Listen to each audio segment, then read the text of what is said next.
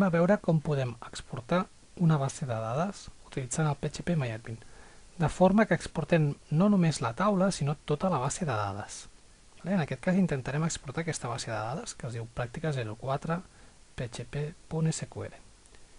Per exportar tota la base de dades global, hem de clicar aquí primer on ens diu aquí a Nueva, és a dir, no tenim seleccionat cap base de dades, i ara ens anirem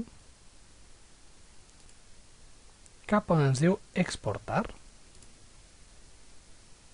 i aquí clicarem a personalizado.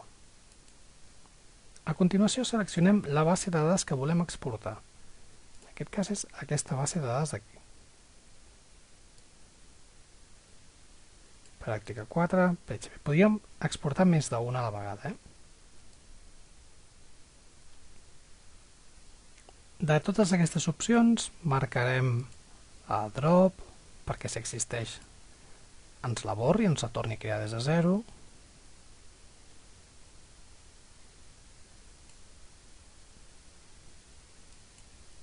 Aquí per si volguéssim que ens creés procedures, però no en tenim creada nosaltres, és a dir, és igual. I ja està, ja ho tenim, li donem a continuar. I ens ha exportat la nostra base de dades. Ara anem a veure com la podem importar. Primer de tot l'eliminarem. Cliquem a la base de dades.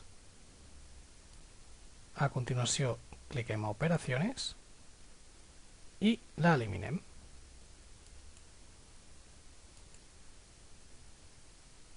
Un cop eliminada anem a intentar importar-la.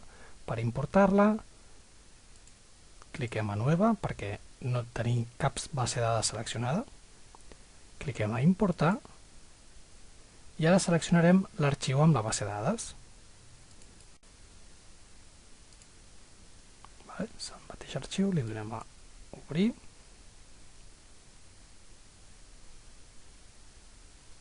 i li donem a continuar. Ja tenim la base de dades creada. De nou, si l'obrim, veurem que ens apareixen a dins totes les dades que teníem nosaltres.